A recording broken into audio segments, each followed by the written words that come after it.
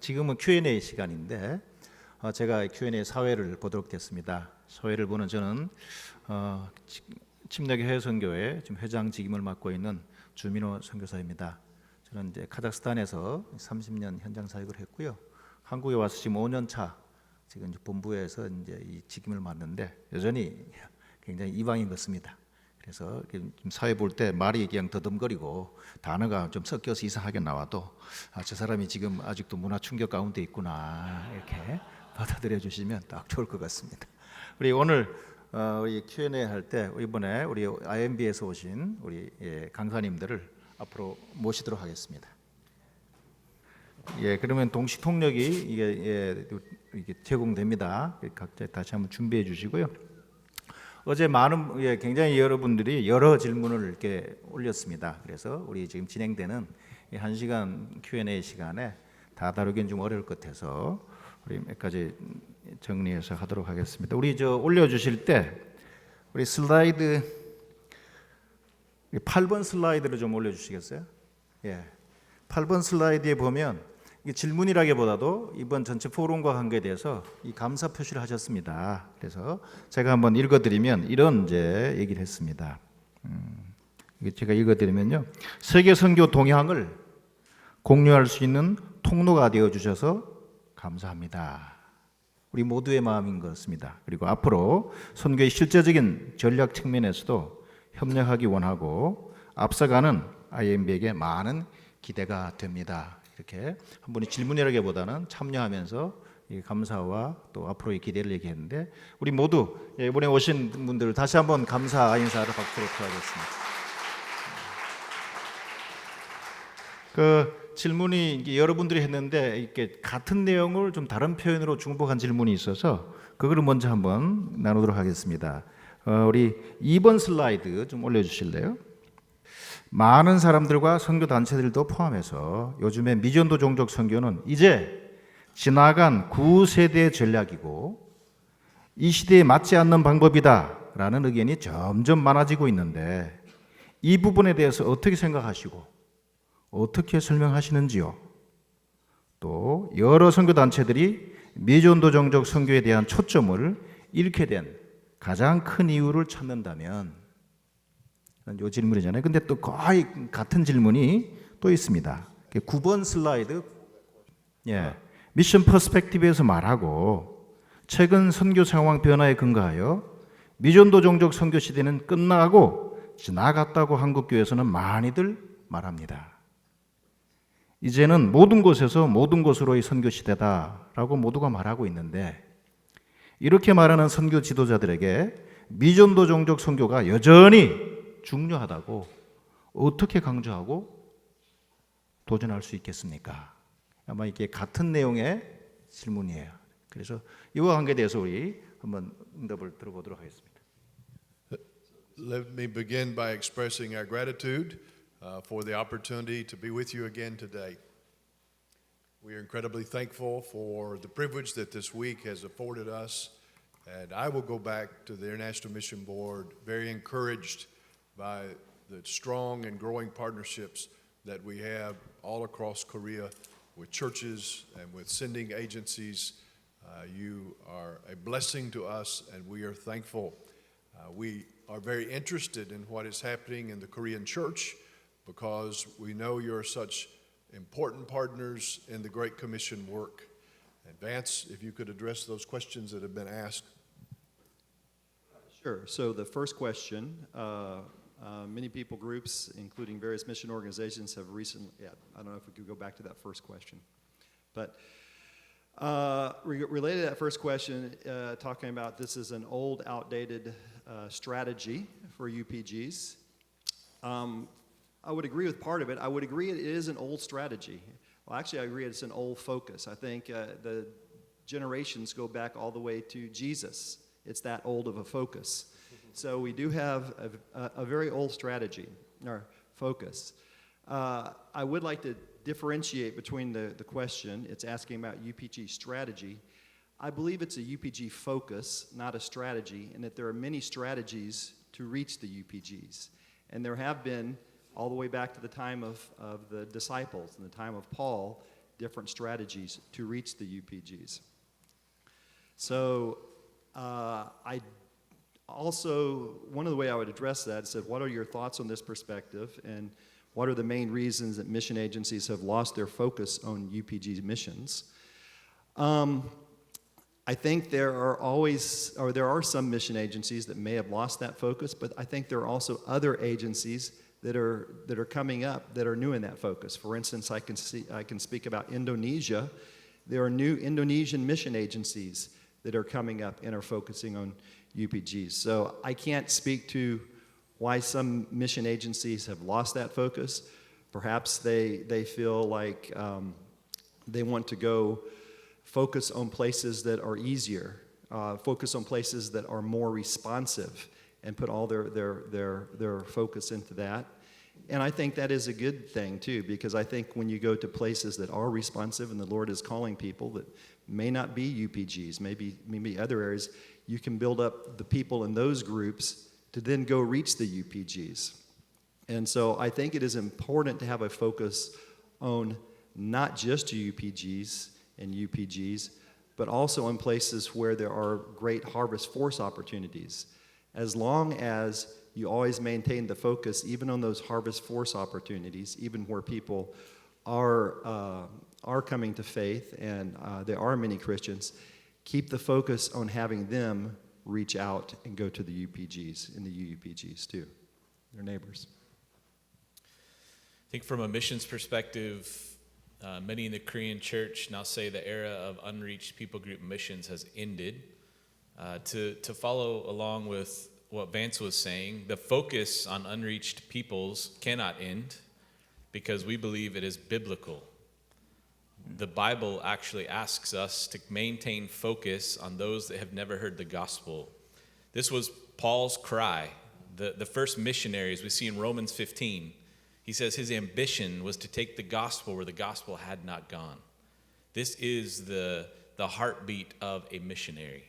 It's to take the gospel where it has not gone.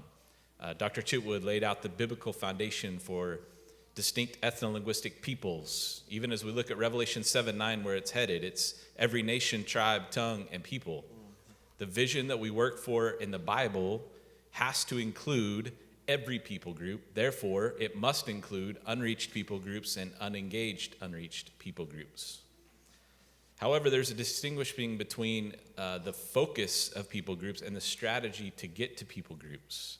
I do think we're in the midst of a little bit of a shift in how we get to the unreached people groups and unengaged unreached people groups. There was a period in missions history where I believe rightly the focus on the people group paradigm was a one-to-one focus. In other words, one missionary adopted one people group. Now the reality was, at that time, we had people groups that were 100 million people that, as far as we knew, had very little, if any, access to the gospel. And so the initial push was to adopt a singular people group. But, as I mentioned the first day, because of globalization and urbanization, technology, and some of the political instability, peoples have mixed together in the world today like they weren't mixed together in 1974. So it gives us a greater capacity or more strategies that we can look at engaging the unreached people groups and the unengaged unreached people groups that I do think is important for us as mission leaders to look at. In other words, there might be unreached people groups that are living in London, England. There might be unengaged unreached people groups that are living in Seoul, Korea, that are not in their homeland, but we might have an opportunity to engage. But what that requires is that we see all of the unreached and unengaged people groups. Because if we don't see them, then how will we know they are in Seoul? How will we know that they are in London? So we must maintain a focus on unreached people groups and unengaged unreached people groups, but how we strategically reach them might be a little bit different today than it was in the 1980s and 1990s. 예, 감사합니다. 여전히 미전도 종족 관계에 대해서 하나 더 우리 3번 슬라이드 보면 충분히 이해가 되셨어요? 3번 슬라이드 보여주시면 미전도 종족 선교와 관계에 대해서 한국 해수적으로 듣는 얘기인 것 같은데요. 지나치게 영혼 구원과 복음 전도에만 포커스되어 있다라는 비평이 있다. 그래서 이에 대해서는 어떻게 생각하는가? 그리고 요즘 선교교회에서 이슈가 되고 있는 선교적 교회나 총체적 선교 등에서 이야기되고 있는 것을 IMB에서는 어떻게 참고하고 보완해 가고 있는가? 이런 흐름에 대해서는 어떻게 생각하는가? 라고 하는 질문입니다. Yeah, I'll jump in on this one as well.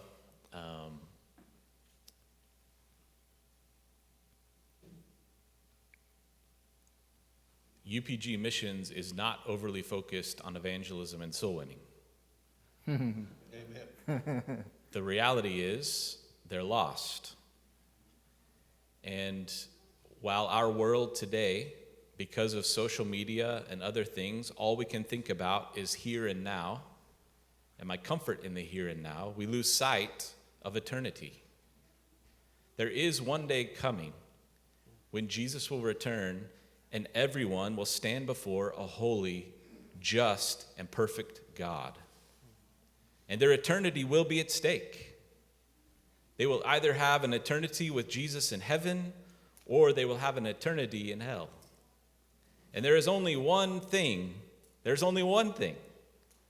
that will determine their eternity, and that is their faith in Jesus Christ. According to Romans chapter 10, there's really one means by which the gospel gets to them, and that is by proclamation of the gospel. As we look at all of the problems in the world today, war and famine and hunger and hate and bitterness and political instability, the reality is every one of those has its roots in sin, in lostness. Look at Genesis 3, from the original sin to Romans 1, the list in Romans 1 of all of the fruits of sin. The foundation of all the problems in our world today is sin. We know as evangelicals there is only one solution to that problem, and that is the gospel of Jesus Christ. So therefore, if we are going to go after the UPGs and UUPGs, evangelism has to be at the center of it. However, we also recognize that because of lostness, there is war and famine and hunger and all of these things.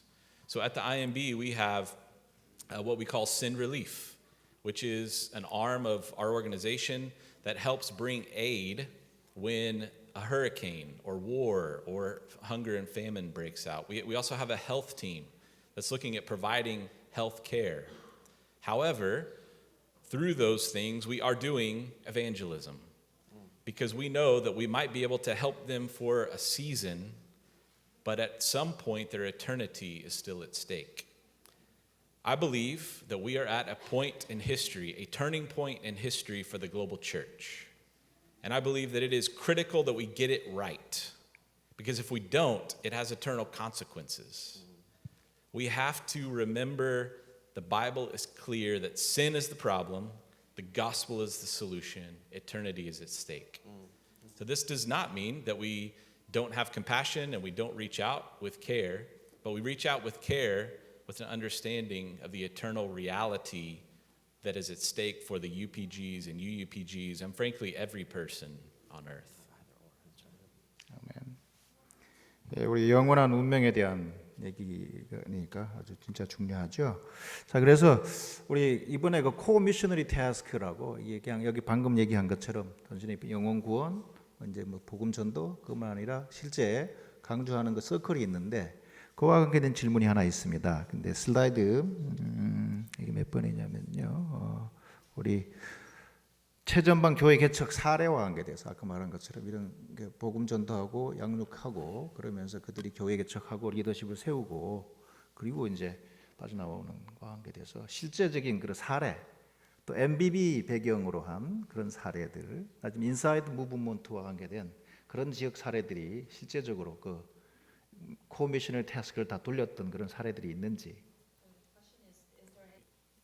You want to take that, Greg? I mean, obviously, there are examples. Work in Korea is an example of that. The IMB's work in Brazil is an example of that. There's actually examples of that all over the world. Some of our work in China is an example of that. Work in Taiwan is an example of that. And what does it mean when we have an example of the core missionary task being completed? It means that the missionary has entered. They have found a way into the presence of the lost among that people group. They have evangelized that people group. They have seen people come to faith. They have discipled the new believers. A church has been planted and established. A healthy church has grown up that is discipling and creating leadership for the church and for the work among that people group. And then the IMB's stance, which we've talked about, exit to partnership, has taken place where the missionaries have moved to focus on other people group, but stayed and remained in partnership with those believers and those churches. Our work with the Korean Foreign Mission Board may be one example of that, where the Korean Foreign Mission Board is so well established. You may not be aware, but there are actually, for those of us who are Baptists in the room, there are 140 Baptist conventions and unions around the world. 140, like the Southern Baptist Convention, like the Korean Baptists, like the Colombian Baptist Convention, the Nigerian Baptist Convention, on and on and on it goes, the Ukrainian Baptist Union. And these are all examples where the Core Missionary Task has gone full cycle, and now there's a strong work among those people, and those people in Nigeria, in Brazil, in Argentina, they're now sending out their own missionaries around the world. And many of them are global missionary partners on our teams. And so those are some examples. If you want to elaborate on that, Greg. Well, I was just going to say, as a testimony to that, I think we've talked extensively this week about GMPs, Global Missionary Partners. They are the product of the missionary task coming full circle. And so they are now the senders. People who have responded to the faith, have grew up in the church, have now become leaders, have sensed the call of God on their life to go cross-culturally.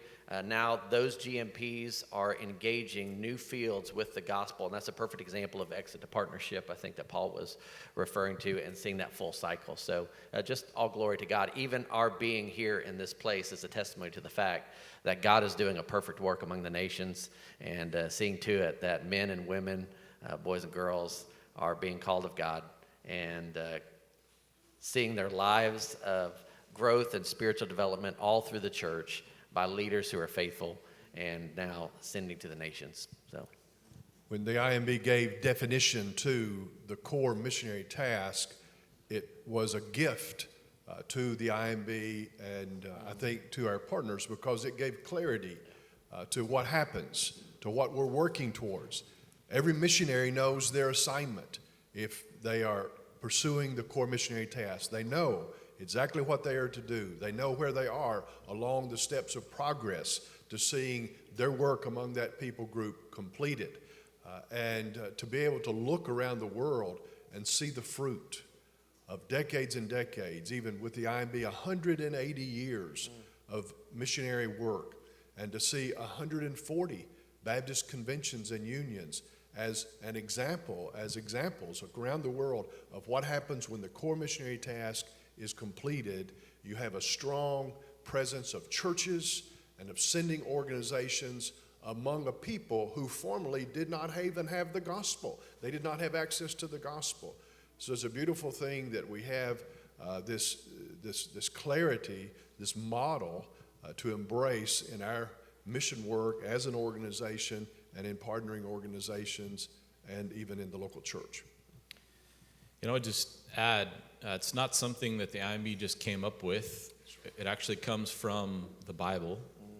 As we look at the pattern of Paul, or the example of the missionaries in Acts, even Paul writing in Romans 15, the reason that he could exit and he could leave that Jerusalem to Illyricum area to head to Spain was in Romans 16. He listed out all of the leaders that had been raised up to carry on the work from Jerusalem to Illyricum. So as we walk through Paul's missionary journeys, we see this pattern develop of he's entering new peoples and places. He's boldly sharing the gospel, making disciples, forming healthy churches, establishing elders of those churches, and then he's exiting. And as his team develops, he's not the only one doing that. He's sending Titus and Timothy and others back to do this same work. And so it's the core missionary task, but it comes from Scripture, which is where we want to be faithful to. And it also, with Exit, it helps us avoid reoccurring mistakes around Western dominance or coming in and setting up Western things, because Exit requires there are local leaders in place. And so it helps us as we realize we are not the end of the work. We are simply helping get it started so we can hand off the work to the locals who will actually be the ones to take it and run with it much further than we ever could. 야, 그러니까 IMB 우리 선교사님들이 그러면서 UPG, UUPG에 집중하고 그리고 그 내부에서는 코어 미셔너리 태스크 그와 관계된 사역들을 집중하는 것이 아주 열매 있고 성경적이라고 말씀하셨는데요.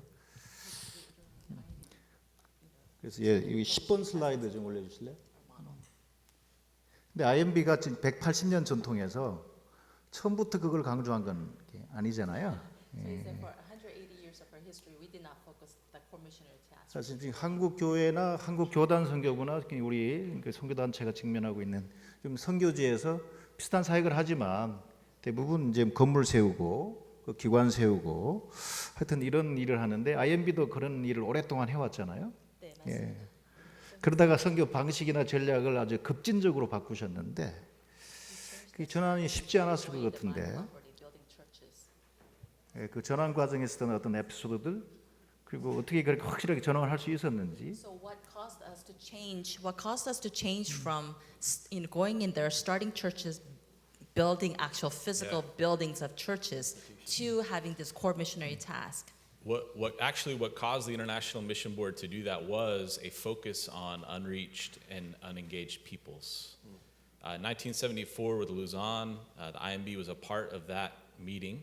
Our organization then began a work amongst all of our missionaries of re-examining distinct ethno-linguistic peoples around the world. This led to a change that we had as an organization in the late 80s and early 90s, where we had several initiatives that were new initiatives, moving from the traditional brick and mortar, coming and planting and pastoring a church, to more of the missionary task, which then led to 1998, a change in our organization called New Directions.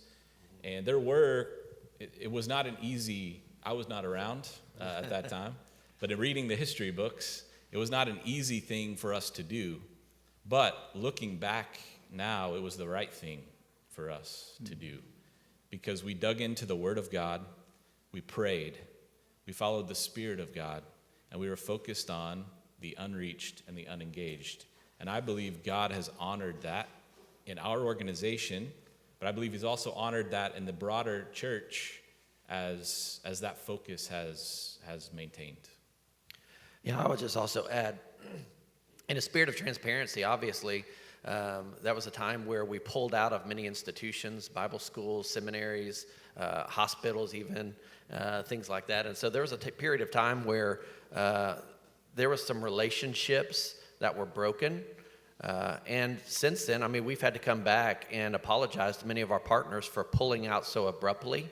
I think the intentional effort and focus that we placed on UPGs and UPGs was from the Lord. I really do. The way we did that may not have been the best. We acknowledge that, but we also have gone back and have apologized to partners. I did just recently, 3 years ago in the Philippines. People still sensing some of that hurt. And so just as a point of encouragement to the Korean church is that your focus on the missionary task is the most important thing. That will prevent you from going in and over-subsidizing and doing anything that might undermine the local church and indigenous leadership. We want to pass it off to local leadership in a biblically healthy way. And so that's just some things that we learned from a negative way. It also gave way to some, also from a practical field perspective, gave way for some cults and other beliefs, religious teachings to come in and also influence those churches that were growing from an institutional perspective. But also the Word of God has a way of transforming lives within that context, and God is gracious in that. So just some things that we've learned as well. Yeah, I think to put terminology to that, there were some of those exits that the IMB undertook in the late 90s, especially in the early 2000s, that were not executed well. They were not strong handoffs, exit to partnership, that we did not stay in partnership. We did not ensure that the indigenous leaders, the national leaders were ready, they had what they needed, and so that's when the IMB left, resources left. In many of those instances, unfortunately, a system of dependency had been created that we're trying to avoid today, but it left a vacuum, and that's where sometimes institutions went sideways. There were issues, lots of issues that arose, and lots of broken relationships. We try to manage that very differently today, where we have a very strategic and intentional exit to partnership, remaining in partnership, not just allowing that vacuum to happen. 예, 감사합니다. 그런 면에서 아까 IMB는 그런 전환을 했지만 네. 한국의 많은 교단 선교부나 선교회들은 여전히 이제 현지에 가서 복음 전하고 제자를 양육하고 교회 개척하는데 한국인들의 이 생각에는 교회 하면 일단 건물을 어쨌거나 최종적으로 세워줘야 된다라는 생각이 많아요. So still, many of the Korean mission organizations think that they go as a missionary. They need to go share the gospel, start discipling. They have to start a church. And starting a church means building. You have to have a building. They have to fund the building. So that's a very strong in Korean mission mindset still to this day. 예, 근데 이제 우리 IMB도 옛날에 그렇게 하다가 지금은 이제 그렇게 안 하잖아요. 네. But IMB has completely changed that. So what, 그래서 예, 그렇게 하고 있는 한국 교회를 향해서 So 예, 뭐라고 towards 좀 the 말씀하실지. Korean churches and mission organizations who are still doing that, what would you tell them? I would say buildings are tools. Buildings are tools. We're in a community where a meeting space cannot be found, and a building needs to be built, or the church has grown up and ready for larger space, whatever. The building can be a tool, but the building is not the church. And particularly in places where resources are very difficult to come by, if the only model is an outside group providing funding and building a structure, an institution, a building, that is not a reproducible model. That is not a model that can sweep through a people group where everyone would have the opportunity to form and be a part of a church. A church is the baptized body of believers who gather together for the preaching of the word and for the practice of communion, the Lord's Supper, establishing leaders and doing evangelism and missions. That has nothing to do with a building. A building can be an effective tool, a helpful tool, but that has nothing to do with the building. And so the focus for us has become to establish the church with available resources in the community, that church can be self-supporting and self-sustaining and self-reproducing and is not dependent upon, because as much as that church is dependent upon the influence of an American or Korean, American dollars or Korean dollars, it will limit the opportunity for that church to grow and flourish and to reproduce among its people, because there's only so many American dollars that are available. There's only so many Korean dollars that are available. And so we limit the work of God to what we can afford, when that is not the New Testament model, and that's not the model that we want to embrace and to advocate. Well, I was just going to say just one very practical thing on a level, and I talked about our work with the Palong people, but you don't want to do anything that would undermine the ability for new believers to exercise their faith in the commands of Christ. In other words, God commands us to meet the needs of the poor, to support those who teach us the Word of God, to care for widows and orphans. And when we over-subsidize or when we build buildings or pay the support of pastors, it's unsustainable, as Paul was talking about. It's not reproducible as well. Matter of fact, that's where the gospel oftentimes stops because it's not reproducible. It's not sustaining. And so you want to give opportunity for new believers to exercise their faith, to give towards those things that they can own within a local context.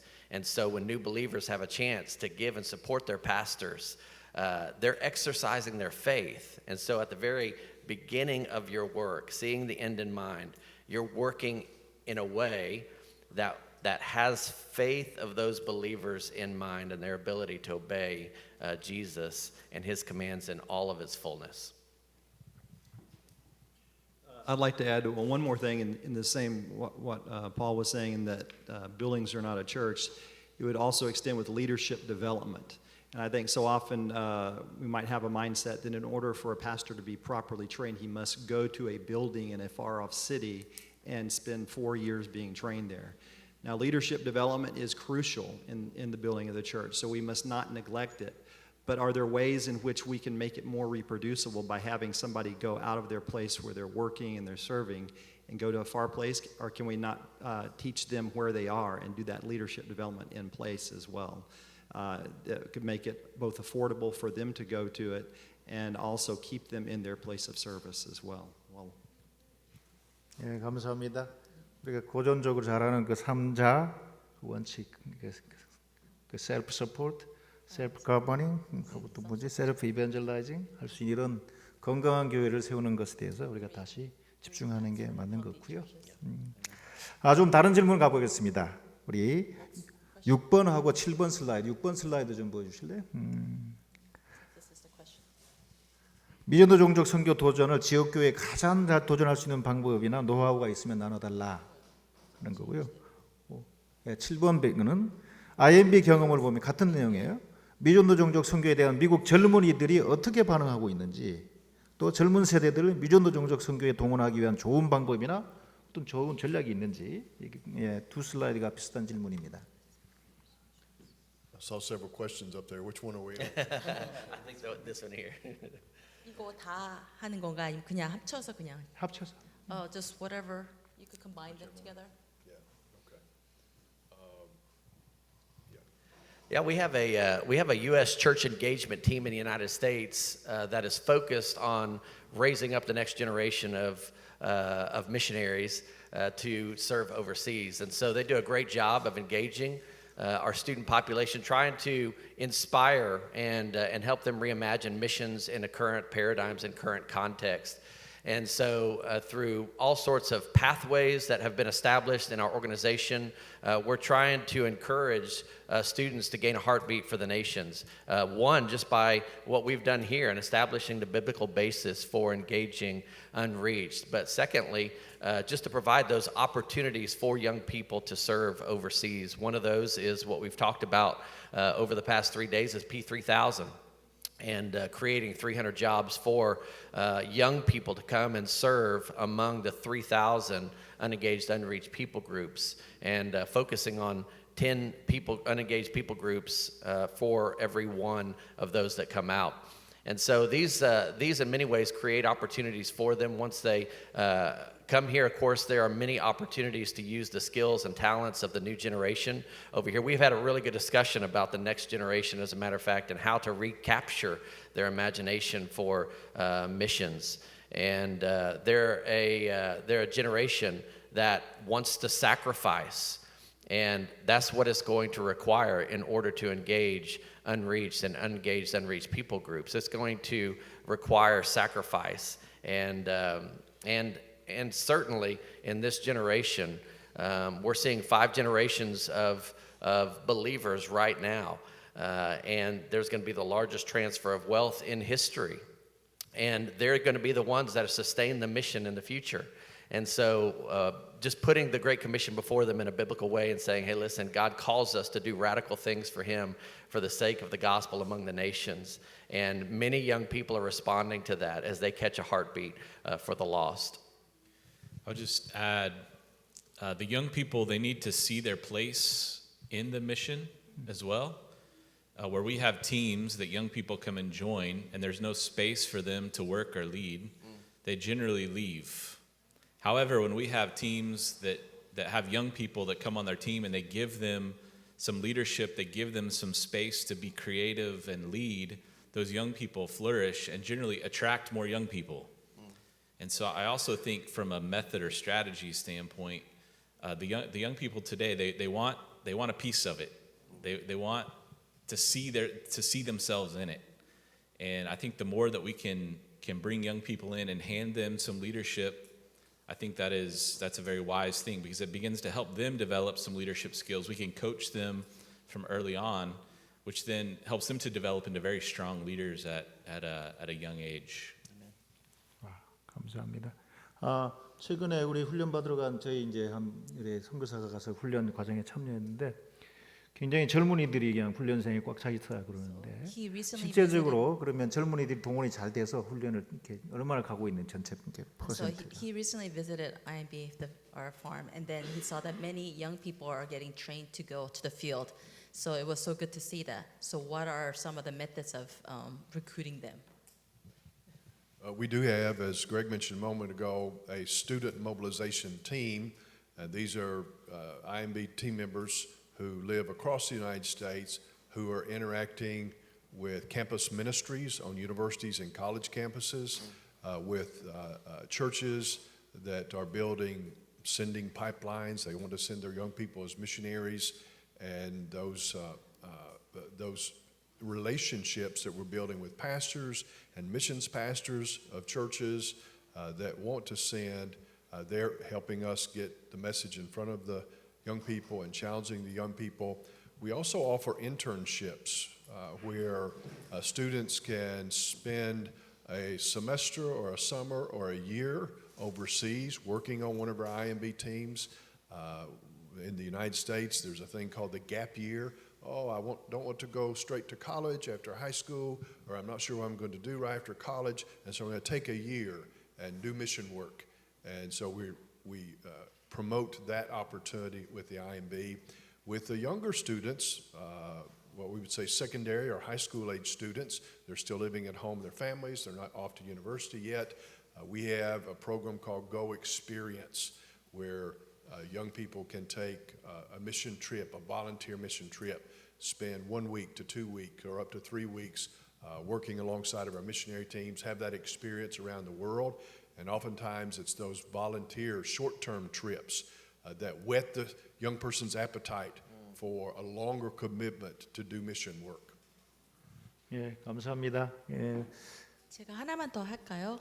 거기 저희는 남친의 교단 자체는요, 어린 아이서부터 저희 주일학교 교재에 선교 훈련이 있고요, 선교에 대한 것을 강조하고 맨날 가르칩니다. 그래서 매달 저희 그 아이들도 어렸을 때부터 선교가 무엇인지 보고 자라고 듣고 배운 것이 기본으로 깔려 있고요. 그다음에 저희 IMB가 잘하는 것은 어렸을 때부터 저희가 그 어퍼튜니티가 대학교 때부터도 가서 뭐 3개월, 6개월 가서 그 필드에 가서 직접 경험해 보는 그런 것들이 잘 됐고, 조니맨 프로그램도 있고 여러 가지들이 있습니다. 그걸 통해서 젊은이들을 한번 와서 봐라. 그리고 와서 봤을 때 그들로 하여금 경험해보게 하고, 아까 말씀하신 것처럼 리더 그들이 직접 너는 밑에 있으니까 그냥 하지 마라가 아니라 직접 그들로 하여금 경험하고 리더로서 일할 수 있는 경험을 가질 때 그들이 하나님이 하신 일이 얼마나 중요한지를 보고 다시 지원해서 오는 경험이 많습니다.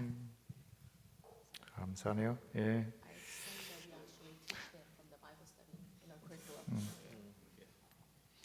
예, 하여튼 우리도 좀 전형적인 큰 변화들이 있었으면 좋겠는데, 예, 하여튼 다음 세대와 관계된 질문했고요. 이 다른 교단과의 협력 얘기를 미국 내에 있는 이제 이게 지금 GMP 얘기할 때 우리 전 세계 이렇게 막 하는데, 하여튼 미국 내에 있는 슬라이드 14번입니다.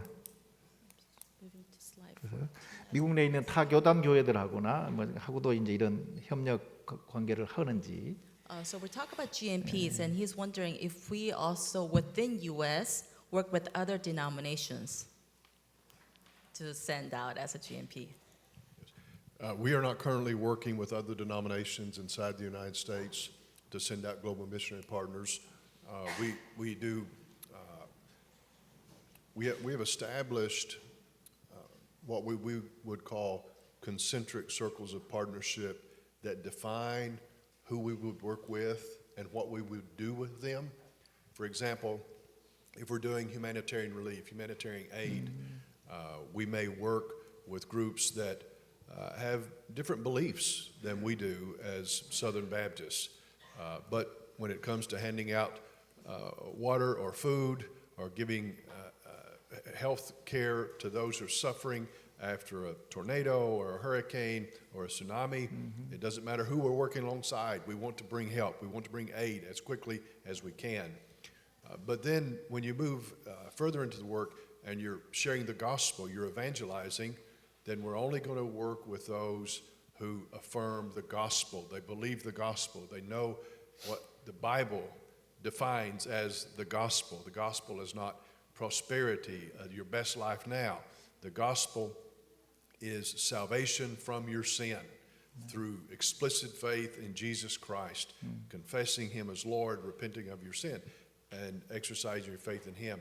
And so we would cooperate only with those who affirm the tenets, the biblical tenets of the gospel. When it comes to the next level, and that is to discipling new believers, then we're working with a smaller group who share many of our same doctrinal convictions from Scripture. When it comes to planting a new church, then the group gets even smaller, where we're working to plant Baptist or Baptistic churches. And so you can see how our partnerships work at different levels. We're willing to partner in a broad sense with anyone to bring relief from physical suffering, but only partner with those who would affirm the tenets of the gospel, and that could be across denominational lines. Many other denominations affirm the tenets of the gospel, and so we can work in partnership with them. But in discipleship and then in church planting, the circle grows smaller, our group of partners grows smaller. 네, 고맙습니다. 질문이 좀 Yeah, and I think we also would collaborate with other mission organizations when it comes to missions data and information and sharing strategies and what's happening. So we've partnered closely with organizations like Campus Crusade and YWAM and many others, Joshua Project, Crew, many others that we've partnered with when it comes to sharing strategies and research and just learning together how that happens. 예, 감사합니다. 예. 어제 우리 강 총장님 말씀하실 때 미국의 그 감리교단 선교부 선교사 숫자가 몇 명? 200명. 30명. 예, 갑자기 그 생각났습니다. 그러니까 지금 미국의 Different organizations. 예, having 하여튼 미국의 missions 다른 together, 교단들하고 예, Methodist. 한 상황이 좀 쉽지는 않았을 것 같긴 하고요.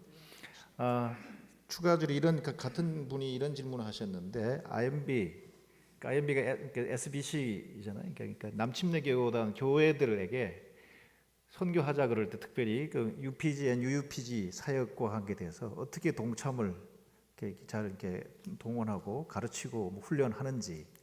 So the question is to mobilize the churches in U.S. or Southern Baptist churches. What do you do to have them have a vision for and passion for UPG and UUPG? So it comes down to communication. And we try to use every avenue of communication that we can possibly use. I'm out preaching a lot. Our leaders are out preaching a lot in the pulpits of churches. We're preaching very consistent to what you have heard us preaching here. We're always focusing on the lost, always focusing on the unreached, always focusing on the unengaged. And we are very consistent, even as you've witnessed over the course of this week. We are very consistent in our message. We're talking about the world's greatest problem. We're talking about the solution. And the more we are repeating that and the more we are communicating that consistently, the more it's catching hold among the 48,000 churches of our convention. We're divided into state conventions and local associations. This language is beginning to permeate the conversations of churches and of our partners in the Southern Baptist Convention. We utilize training opportunities. We have conferences where we invite pastors or associational leaders or state convention leaders.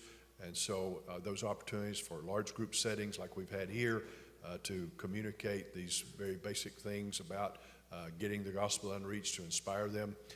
We also utilize social media.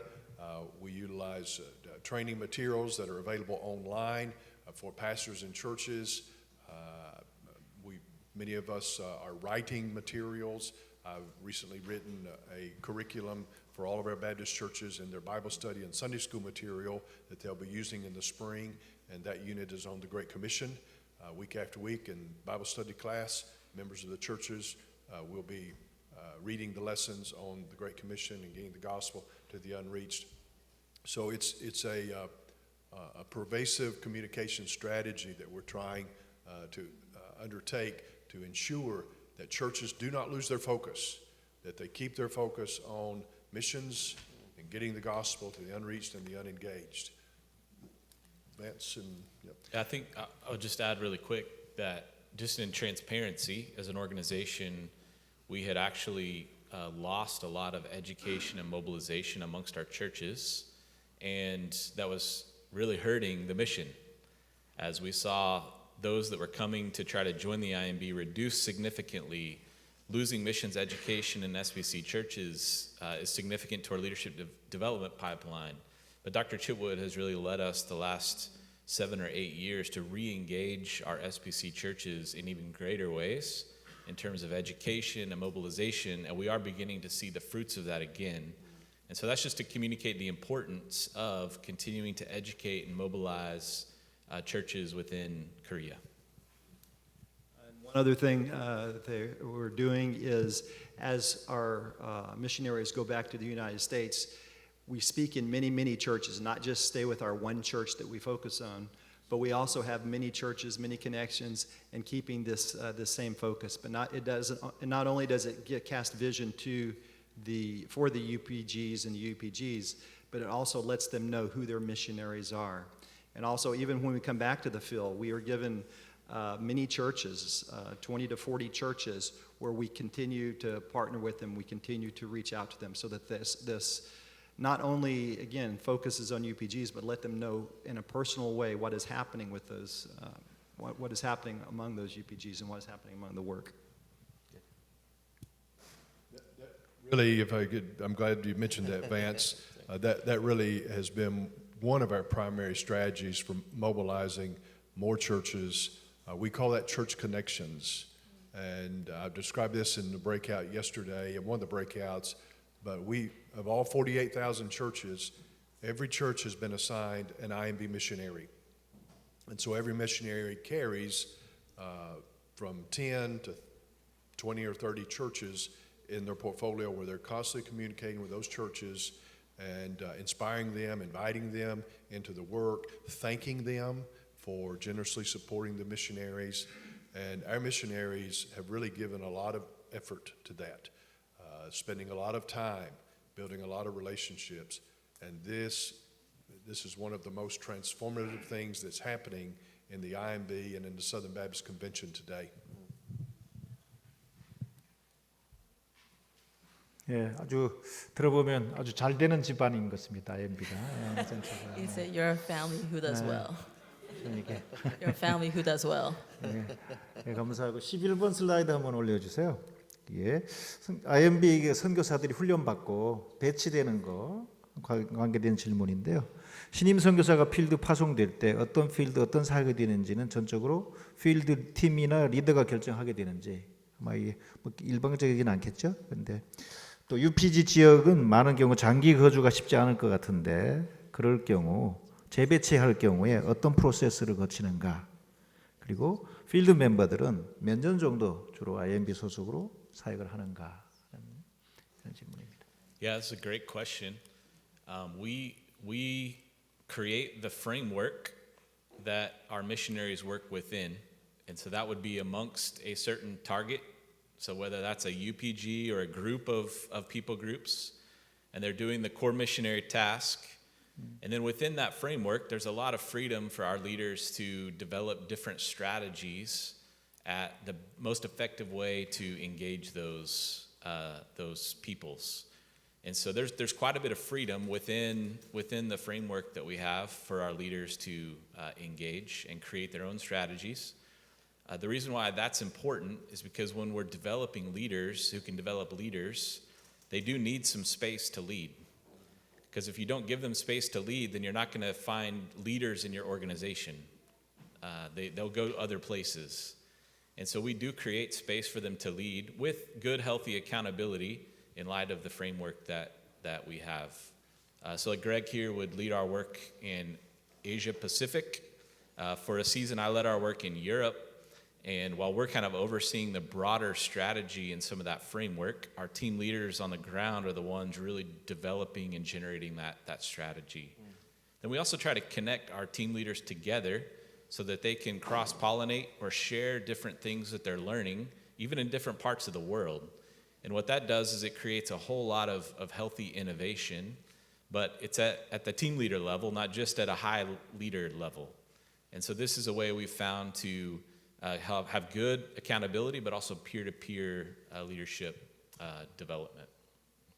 Yeah, and we just have, most of the time, the team leaders it's a field-driven strategies, and so they're assessing, evaluating, researching. Part of this entry strategy is understanding your people better, what their needs are, what lostness looks like, what gospel resources are there, and so they're developing these strategies for these areas, and they're writing on a very practical level, again, job requests that are sent to the United States, and these job requests are placed before individuals who look at those and pray through them, seeking the Lord's counsel and wisdom on where to go.